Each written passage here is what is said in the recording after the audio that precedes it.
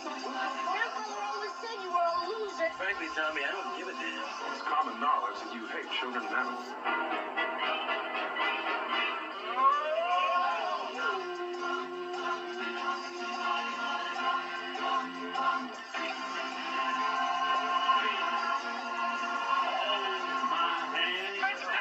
Stop, that's enough.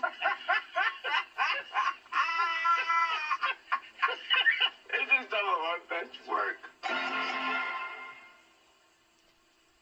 Oh boy, those are scenes from the dopiest, most inane, hilariously awful movies we had to endure during 1987 because even though the year will go down as one of the best ever for quality movies, we had to sit through a flood of cinematic swill. Movies so bad, they're actually entertaining in spite of themselves. I'm Jeffrey Lyons. And I'm Michael Medved, and of course, many of our selections among this year's worst turned out to be much ballyhooed box office busts, but others proved inexplicably popular with the general public. One of these surprise hits, a summer camp comedy, introduced moviegoers to a suave, dashing, leading man named Jim Barney. Now, maybe you already know his alter ego, Ernest P. Worrell, from his popular TV commercials, but 30 seconds on the tube is one thing, and 90 minutes of Ernest Goes to Camp is something else again. This picture features a half-dozen different scenes of snapping turtles biting people on the nose, but camp counselor Ernest also has a problem with badgers. Although they look cute and cuddly, don't ever do this to a family of badgers. Right!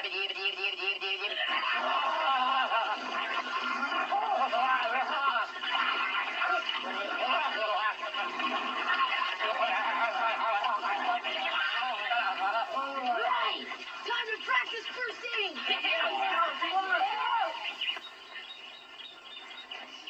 This is a real nice field dressing, fellas, but I can't breathe. What's that, Ernest? I can't hear you. You've got gauze in your mouth. I said I can't breathe. And he also can't sing, which poses another problem, since the middle of this film features a slow, tender music video interlude in which Ernest croons a romantic ballad while watching raindrops trickling down his window pane. No wonder they've got him gagged.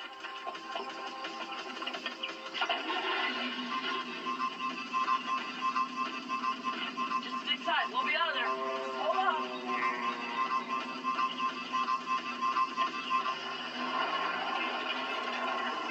For the most part, Ernest concentrates on the sort of sophisticated physical comedy you see right here, while mugging for the camera like a 9-year-old making faces in the mirror and giving us lots of big surprises, like this one. I mean, what do you think? You think maybe Ernest may take a dive as this sad scene slowly unwinds?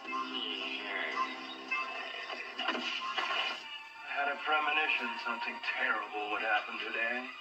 Something terrible did happen if you went to see the Disorderlies. That's the stomach-churning comedy featuring the popular rap group known as the Fat Boys. Their screen presence is indeed awesome, but the way they handle their lines leaves something to be desired. In fact, their dialogue should have been subtitled. Some pills for the something. You gotta tell him. Count him. Come on, be a man, not a girl. Come on, man. He's on the spasm! Stop it, man. Hurry up! We got his man! The Fat Boys play 3 angels of mercy assigned to help aging millionaire Ralph Bellamy. Now, this picture marked Bellamy's 99th film, but let's hope he won't let it stand as a cap to his distinguished career, since what's intended here as a hip update of the Three Stooges is really nothing more than one long, tasteless fat joke. See how you like it. But the Fat Boys weren't the only Hollywood hunks to break through to new levels of unalloyed awfulness. Earlier in '87, Sylvester Stallone gave the world Over the Top, without question, the most incompetent picture of his entire career. He plays a mild-mannered truck driver who enters a big arm wrestling contest in Las Vegas to win custody of his insufferably adorable little boy from his millionaire father-in-law. Here, Stallone makes a somewhat dramatic entrance into father-in-law Robert Loggia's mansion, and the two adversaries exchange some witty, rapier-sharp repartee. Actually think that you can get away with what you've done. You think you can come in here, destroy my home, and take Michael with you? Michael Cutler is my boy. You deserted him years ago, and that's a fact that you can't change, no matter what you do. Damn you! Damn you. Oh, it's such good screenwriting. You know, one of the great things about Over the Top is that it is a film that tries to dramatize the sport of arm wrestling and make it cinematic. I can't think of any sport that would be less cinematic than arm wrestling unless it would be either bowling or parcheesi. How about wrapping up Ernest? You know, when you think of those three films, nobody speaks clear English in any of these films, which leads me to the theory that they would have been better off combining them into one movie. The Fat Boys could sit on the insufferably cute little son of Sylvester Stallone. Sly could have gone to camp. You would have had a much better movie if they all would have made it one big epic of bad cinema. But you talk about that cute little boy. I think he deserves special mention. His name is David Mendenhall. He's a star from soap operas. Has to be the most obnoxious child performer in Hollywood history. You know, you keep waiting for Stallone to sort of hug him in his big brawny arms, but actually what you're waiting for is for Stallone to strangle the little guy. To borrow a line from Rodney Dangerfield, he'd make a good poster boy for Planned Parenthood. The thing is, when I was watching the Ernest movies, they did that film did quite well at the box office. Shockingly well. They're making sequels to it. I have to take my son and sit through several more of these types of movies. It's unbelievable. Watching the Fat Boys, meanwhile, you hope they used a wide-angle lens. It got a little bit sad during the movie because it is, as you say, just one long fat show. My favorite scene, of course, is when they're trying to play polo and they're supposed to all be getting on the horses and they're breaking the horses and falling off. But, you know, you talk about Ernest. Ernest was intended, of course, as a family movie. Right. The only problem being, of course, the star, Jim Varney, looks a little bit like Jim Neighbors on PCP.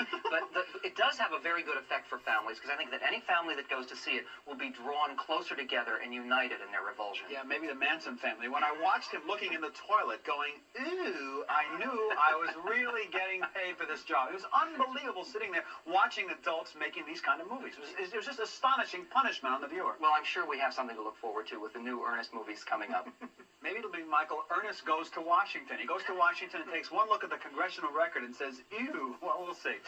Meanwhile, from the cover of Time magazine to the top of the TV heap, Bill Cosby had a great 1987, except for his stab at movie making, because instead of relaxing in what little spare time he had, Cos produced, co-wrote, and starred in something called Leonard Part 6, which at least had the decency to spare us its 5 prequels.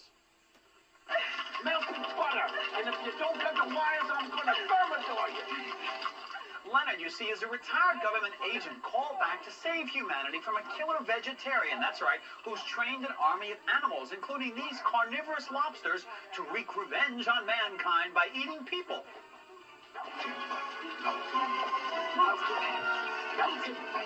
Armadillo's awaiting activation. I suppose when you're a one-man show business institution like Bill Cosby, you can convince some studio to sink big bucks into producing tripe like this. But after wading through the glop and the slime, poor Cosby wants only to escape this calamity. Now we gotta find which way is out of here. Surely you've got to get this spear. No, I don't either. Leonard Parker, if you don't get the spear and save the world and stop Medusa, you can forget about ever seeing me again. If I save the world, will you move back in with me? You save the world and I'll think about it. All right. Anybody would tell you you're nuts all the time, partner. He wasn't nuts, but Michael Caine sure was for making Jaws 4 The Revenge. This time it's personal, screamed the ads. But they should have read, this time it's terrible.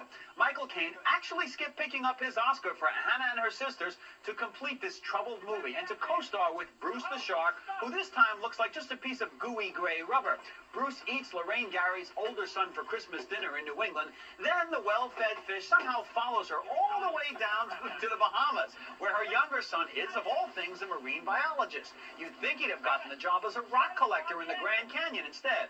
Miss Gary is the real-life wife, meanwhile, of a studio bigwig and looked desperate for a role, while nobody at Universal Pictures apparently had heard the words, enough already. Come on! Give me a hard point! Right! Keep it steady! It's gonna come back! He's down! But you didn't have to go back to the water to get seasick. All you had to do was see Michael Cimino's The Sicilian. A deceitful man in the house of God. You broke your word to me. I shall not move from this place. Kill me. Here. If you don't come with me, I'll tie you up like a goat.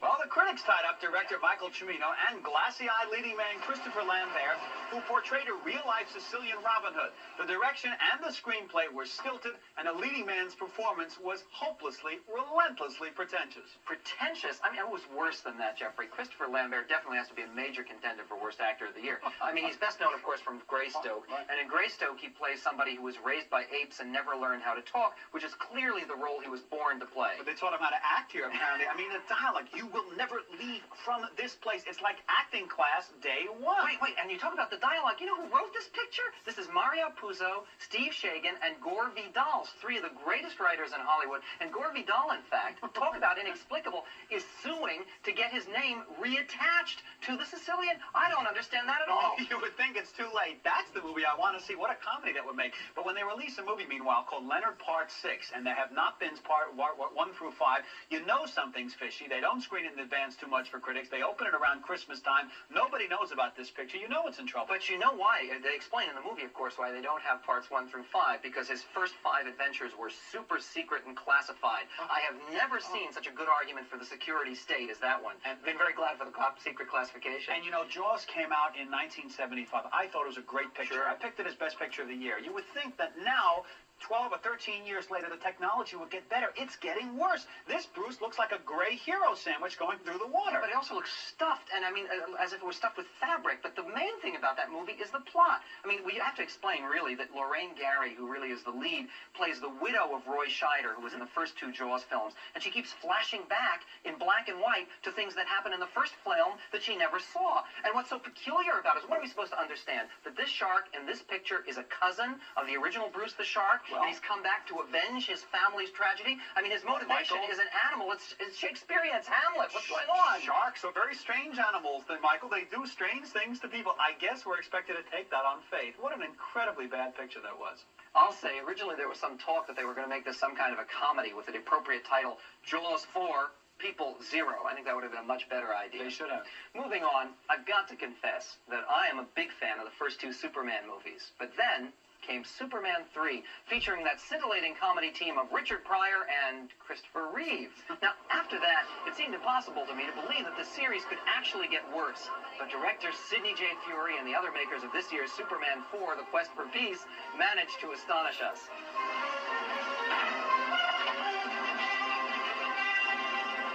In this breathtakingly bad motion picture, even the special effects look cheap and cheesy. I mean, when Superman stops a runaway subway, for instance, you never even get to see him making contact with a train.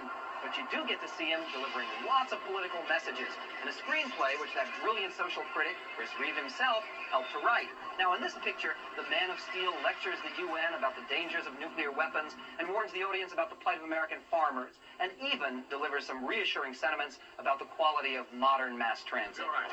Take it easy, Doctor. Superman! John, one moment. I'd like all the people back there to know that our subway system is still the safest and most reliable means of public transportation. Thank you. Moviegoers may not appreciate these lectures, but the people on screen apparently do. Madam Secretary, I don't represent any country, but I'd like to address the delegates. And of course the General Assembly allows him to speak. I mean, after all, how can they ignore this inspiring music or the Man of Steel's rare ability to cut right to the heart of the world's most complex problems? Thank you.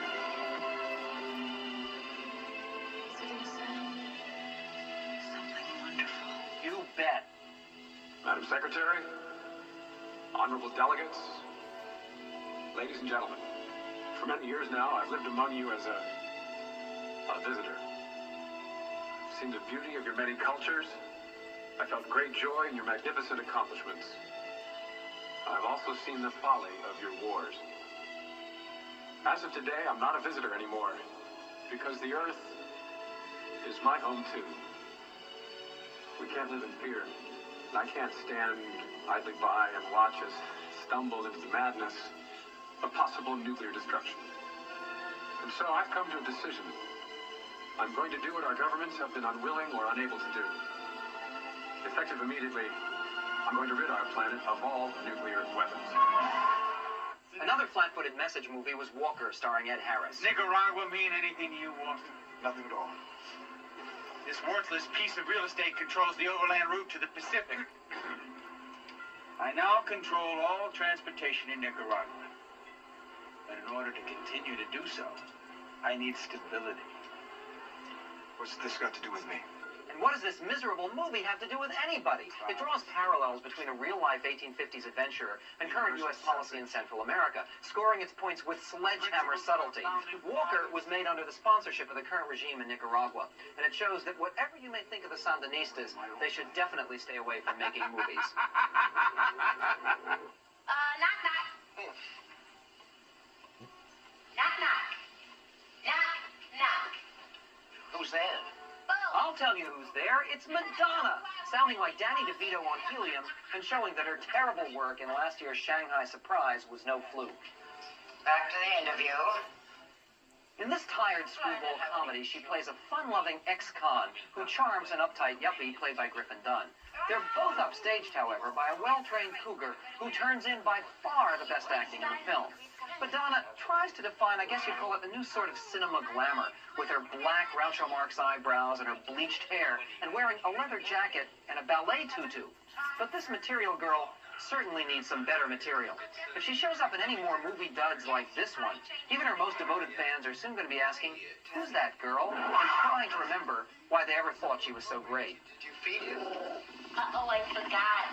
Yeah, she doesn't even get to sing on screen, and she's supposed to be so irresistible, right? I mean, she lures Griffin Dunne away from his fiancée right on his wedding day, but she spends the entire film just chewing gum and scratching herself, and somehow that doesn't make it. If I want to see the work of a great light comedian, Michael, I'll rent a Judy Holliday videotape Good and idea. see somebody who was at the top of her form. Meanwhile, aren't you tired? You mentioned Griffin Dunne, a good actor. Aren't you tired, however, of seeing actors like Griffin Dunne, including Griffin Dunne, in movies about uptight yuppies who are suddenly liberated by women who show them what the world can be like? I'm sick of that. Yeah, it takes a movie like Something Wild, a very original film, to make that work, and there's nothing wild in this film. There is something wild, however, about Superman 4, which is the fact that they spent $35 million on this thing. It cost more than The Last Emperor, and they didn't even get, for their money, adequate continuity. There's an unbelievable scene where there's a car that goes sailing over the cliff, and you never even get to see it crash. What's going on? That's the analogy for the movie. The subtitle should have been Superman 4, the subject is exhausted. And you use the word continuity. Doesn't that apply more than any other movie, perhaps of the year, to Walker? At the end of this movie, set after all in the 1850s, people are suddenly briefly seen reading People magazine and Newsweek. And then finally, the denouement, the Marine Corps helicopter comes into the square and lifts Walker's men out of the Well, town. that's to make sure you get the point that it's supposed to be analogous to the current day. But, you know, the funny thing about Walker is that Alex Cox, the director, said it's supposed to be a dark comedy, and it's a horribly bloody film. That's what they always say when a drama doesn't turn out right. I try to make a comedy, try to get you out of it. That's right. Very, very good point. And finally, we come to Ishtar, the monumentally awful ego trip for Warren Beatty and Dustin Hoffman. It should have been called Take the Money and Run, because each star got a fortune for this $45 million bore in which they play two no-talent crooners who get a gig in a remote Arab country. And as they stumbled across the Sahara in search of water and of a remotely funny line, they realized that it's all been one colossal mistake. What have I done with my life, Lyle? Not now, Chuck. Not now. Not now. No children.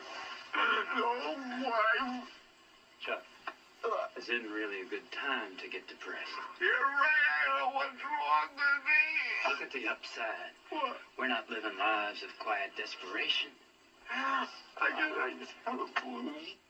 Michael, rarely if ever watching a movie do I have memories of acute physical pain overtaking my body. That's what happened to me watching Ishtar. I kid you not, as Jack Barr used to say. I could feel my back tightening up. It was impossible to I don't watch. think I hated it quite as much as you did. It's a terrible movie, especially when you consider who's involved and how much it cost. But at least Dustin and Warren look like they're having a good time up there. I would too if I got paid that. Now, people accuse people who attack this movie of just reviewing the budget and of all the stories that went on before the film was released. No, what's on the screen speaks speaks for itself. Well, it is repulsive. They probably made a good decision in changing the title. It was originally supposed to be called Blind Camel. And I think that the other thing you've got to give them credit for is at least they tried something new. So many of those films that we're talking about in this show are just rip-offs of things that have gone before. They're either sequels like Jaws or Superman, or they take characters who've been successful in another context like Cosby or Madonna or Ernest P. Worrell or Stallone, and they try to just run them into the ground and exploit them in the most boneheaded kind of properties. Absolutely. You mentioned the word rip-off, which brings to mind my dishonorable mention for several other films that really we have to include here. The biggest rip-off of the year, I think, was Date with an Angel.